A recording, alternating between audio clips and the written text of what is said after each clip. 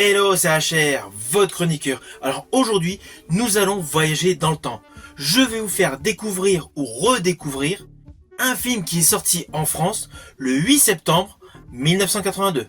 Ce film est un film fantastique avec une connotation policière, vu qu'il y a une enquête, et il a pour titre Épouvante sur New York. Actuellement, ce film a été remasterisé, il est disponible en DVD et en Blu-ray. Vous pouvez également le trouver par le biais de YouTube à la location ou sur plusieurs plateformes de streaming. C'est d'ailleurs une très bonne chose car c'est un très bon film.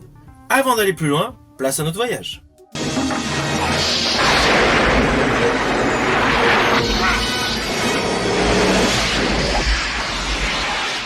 Alors tout d'abord, sachez que ce film est réalisé par Larry Cohen. Il s'agit d'un polar, d'un thriller, mais naturellement fantastique. Pourquoi ? Car apparemment, un monstre ailé capture des victimes pour les manger. Alors oui, dans un premier temps, c'est très subjectif. Surtout que la police croit que c'est un canular.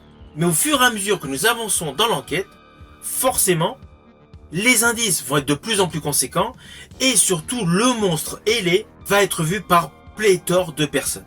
Je rajouterai que la grosse plus-value de ce film, c'est qu'en fait au début, scénaristiquement, cela commence par une enquête classique. Nous avons un duo de flics, interprété par David Carradine et Richard Roundtree, qui enquête sur un crime assez particulier car ils semblent mettre en exergue un rituel aztèque. À cela s'ajoutent des cambriolages. Et c'est là que parallèlement, une créature antidiluvienne s'abat sur New York. Au début, on a l'impression que aucun lien ne rassemble ces différents aspects du film, mais en fait, plus on va avancer dans l'histoire, plus vous allez vous apercevoir que tout est lié. Alors, je vous rassure, vous me connaissez, je ne vais pas du tout vous spoiler. Mais sachez que ce film est un réel mélange de genres. Il y a un côté dramatique, il y a un côté sociétal, il y a un côté fantastique, il y a un côté policier. À cela s'ajoute l'avarice de l'espèce humaine, car dans le film, vous allez découvrir à un moment clé une personne qui pense essentiellement à l'argent. Mais c'est très important dans le film par rapport au monstre. Alors d'un certain côté, le film a mal vieilli, c'est clair, car dedans il n'y a pas de CGI. Les effets spéciaux sont essentiellement de la stop motion. On s'aperçoit à plusieurs reprises qu'il s'agit d'un monstre en caoutchouc devant du carton-pâte. Mais il ne faut pas oublier que ce film date de 1982. C'est pour cela d'ailleurs qu'au jour d'aujourd'hui, il est considéré comme film culte. Même si le rythme du film est assez inégal et que les effets spéciaux ont vraiment daté. Je préciserai que selon moi, la grosse plus-value de ce film est la performance des acteurs et l'histoire originale. Car lorsque vous allez découvrir ce film, forcément vous allez remarquer que l'ambiance elle est unique et le suspense est là. Même si quelques effets ont mal vieilli, le suspense reste là et l'enquête, l'histoire est haletante. Alors ce film en fait est le 10e film du réalisateur Larry Cohen. Ce réalisateur a participé à beaucoup de films en tant que scénariste. Il a réalisé des épisodes de la série jadis Les Envahisseurs. Mais il a surtout réalisé un film que j'ai vraiment trouvé bon, sorti en 90, c'est-à-dire bien après Épouvante sur New York. Il s'agit du film L'Ambulance avec Eric Roberts. Alors Larry Cohen a certes pas réalisé énormément de films, mais il a réalisé beaucoup d'épisodes pour la télé. Je pense que c'est pour cela que ce film Épouvante sur New York reste forcément l'un de ses films les plus marquants. Alors pour la petite histoire, sachez que ce projet a eu plusieurs embûches. Car certes l'histoire est extrêmement surprenante, extrêmement innovante, mais sur le fond le projet de ce film a été tout aussi dingue. Car ce projet a au final été pratiquement improvisé sur sa globalité. Dans ce film, il y a eu beaucoup de mélanges de genres, beaucoup de mélanges de styles. Larry Cohen, le réalisateur de ce film, scénariste de plusieurs épisodes de Columbo, a voulu justement retransposer le côté enquête de Columbo, mais avec un côté blaxploitation. D'où l'apport de l'acteur Richard Roundtree, l'infatigable Shaft.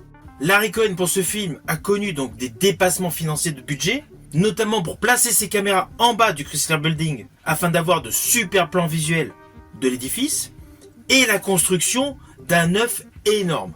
Il a rajouté de sa poche un peu plus de 15 000 $ supplémentaires par rapport au budget qui est estimé. Mais heureusement pour lui, le film est rentré dans ses frais, le film a bien marché.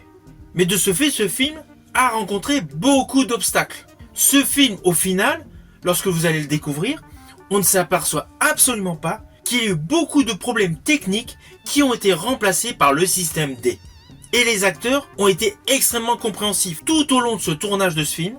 Ils n'ont pas hésité à faire le maximum pour que le projet aboutisse.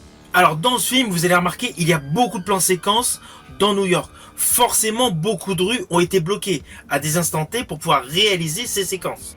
Afin de limiter le budget, Larry Cohen a fait des journées de tournage allant jusqu'à 16 heures. Et il a tourné son film 6 jours sur 7. Il a vraiment voulu optimiser au maximum le tournage de son film pour dépenser le moins possible. Mais malgré tout, il y a eu beaucoup de dépassements. Et heureusement que le producteur Samuel Z. Zarkov a participé au projet. Mais du coup, toute cette accélération de tournage a enclenché beaucoup de systèmes D.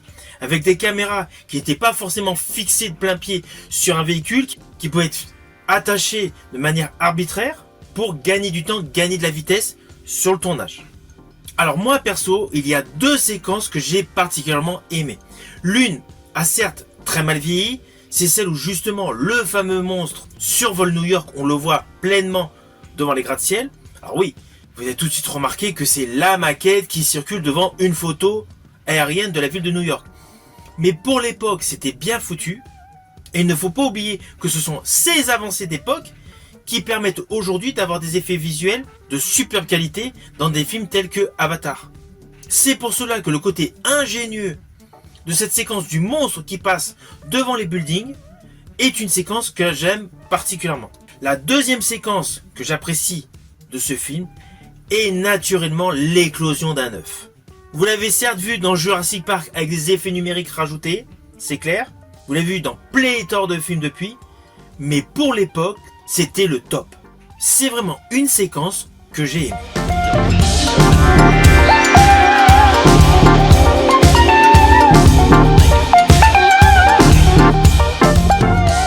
Alors au final, c'est un film que je vous invite à découvrir. C'est clair, c'est un film de bestiole assez étrange. Il y a un côté enquête qui est assez haletant. Vous pouvez retrouver pour tous les fans de la Blaxploitation Richard Roundtree, tout comme vous pouvez également retrouver dans ce film David Carradine dans un rôle totalement en contre-emploi par rapport à son rôle de petit scarabée dans Kung Fu. Si ma vidéo vous a plu, n'oubliez pas petit pouce vers le haut, pensez au partage.